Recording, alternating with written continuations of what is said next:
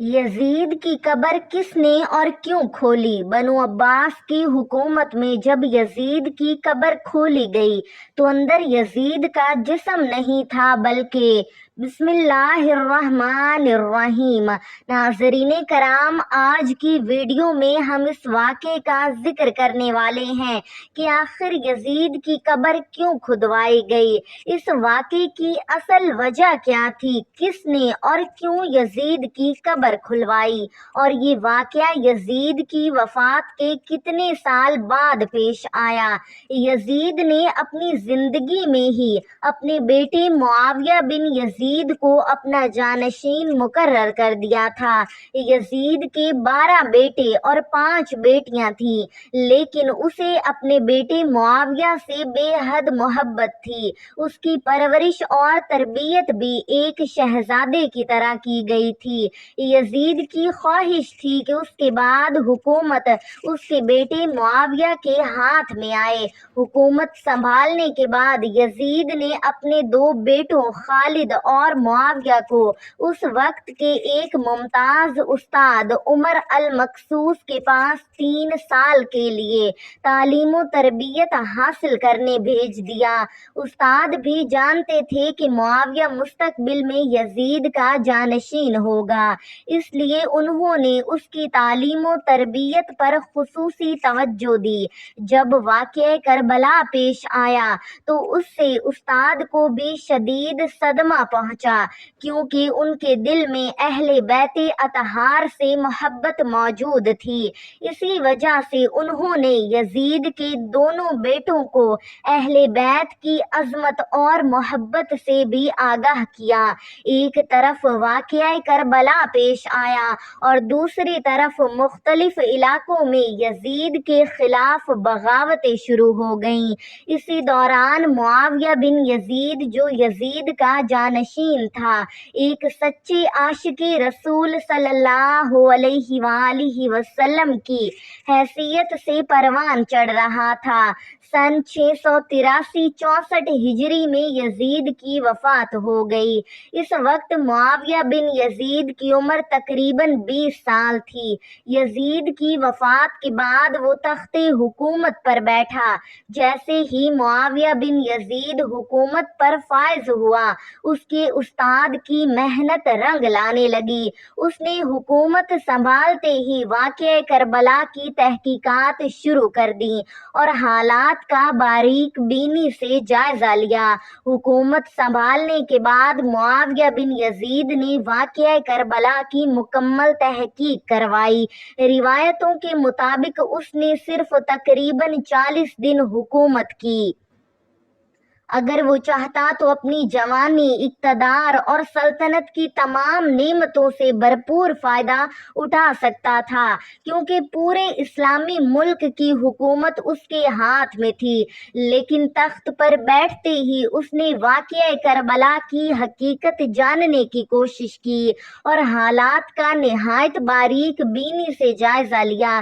جب اس پر یہ حقیقت واضح ہوئی کہ اس کے والد یزید کے اعمال سے اسلام اور مسلمانوں کو بہت بڑا نقصان پہنچا ہے، تو وہ سخت پریشان ہو گیا۔ اس نے محسوس کیا کہ وہ ایک دوراہے پر کھڑا ہے۔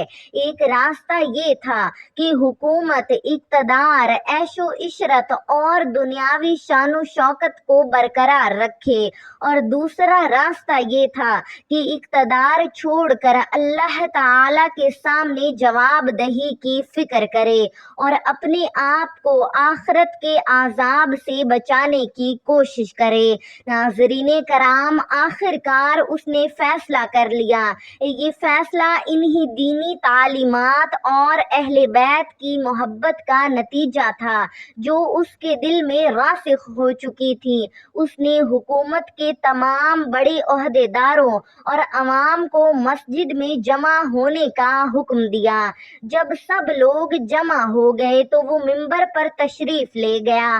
اس نے اپنی تقریر کا آغاز اللہ تعالی کی حمد و ثنا سے کیا، پھر رسول اللہ صلی اللہ علیہ وآلہ وسلم پر درود و سلام بھیجا اور اس کے بعد لوگوں سے خطاب کرتے ہوئے کہا، میرے والد یزید کو جب حکومت ملی تو وہ اس منصب کا اہل نہیں تھا، اس نے اپنی خواہشات نفس کی پیروی کی، اللہ تعالی کی نافرمانی کی اور رسول اللہ صلی اللہ علیہ وآلہ وسلم کے نواسے حضرت امام حسین رضی اللہ عنہ اور اہل بیت پر عظیم ظلم کیا۔ اس کی حکومت بہت مختصر رہی، مگر اب وہ اپنے اعمال کا حساب دے رہا ہوگا۔ یہ کہتے کہتے معاویہ بن یزید کا گلا رند گیا، وہ بلند آواز سے رونے لگا۔ کچھ دیر بعد اس نے دوبارہ گفتگو شروع کی اور کہا، اے لوگوں، میں تمہارے گناہوں کا بوجھ اپنے کندھوں پر نہیں اٹھا سکتا، میری خواہش ہے کہ حکومت حضرت امام زین العابدین رحمت اللہ علیہ کے حوالے کر دی جائے۔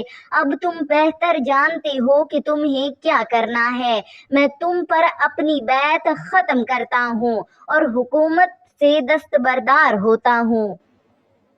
روایت کے مطابق اس اعلان کے بعد بنو امیہ کے لوگ سخت ناراض ہو گئے، کیونکہ معاویہ بن یزید نے بھرے مجمع میں ان کی پالیسیوں سے برات کا اظہار کر دیا۔ بعض روایات کے مطابق معاویہ بن یزید کے اس اعلان کے بعد بنو امیہ کے افراد اس سے سخت ناراض ہو گئے، کیونکہ اس نے بھرے دربار میں ان کی حکومت اور طرز عمل پر تنقید کی تھی۔ ناظرین کرام، انہی روایات میں بھی بیان کیا گیا ہے کہ چند ہی دن بعد معاویہ بن یزید کو زہر دے دیا گیا اور سن 84 ہجری میں ان کا انتقال ہو گیا۔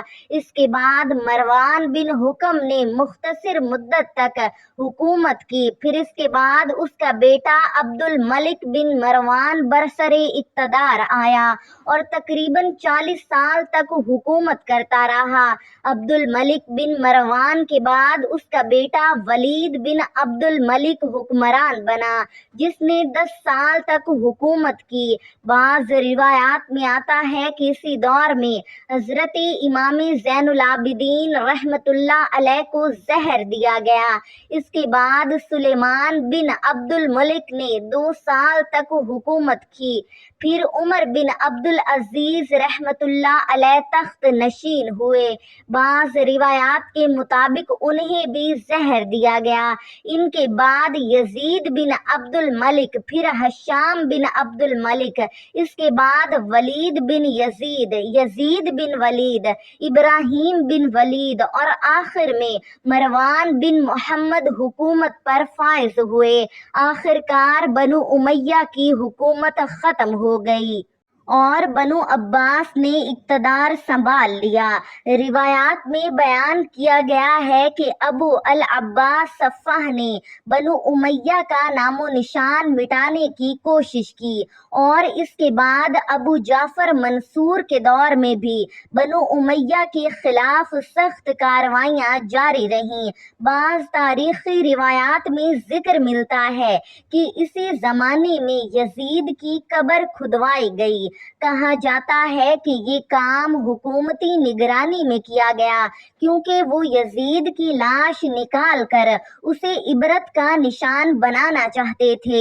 ناظرین کرام، ان روایات کے مطابق جب یزید کی قبر کھولی گئی تو وہاں انسانی جسم موجود نہیں تھا، بلکہ صرف راکھ یا جلی ہوئی باقیات نظر آئیں۔ بعض روایات میں اس سے مختلف الفاظ بھی نقل کیے گئے ہیں۔ اللہ تعالیٰ سے دعا ہے کہ وہ ہمیں گناہوں سے بچنے کی توفیق عطا فرمائے، رسول اللہ صلی اللہ علیہ وآلہ وسلم اور اہل بیت اطہار سے سچی محبت نصیب فرمائے اور ہمارا خاتمہ ایمان پر فرمائے، آمین یا رب العالمین۔ ناظرین، کمنٹ میں اللہ کے پیارے ناموں میں سے کوئی ایک نام ضرور ٹائپ سبسکرائب کریں. جزاکم اللہ خیرا کثیرا.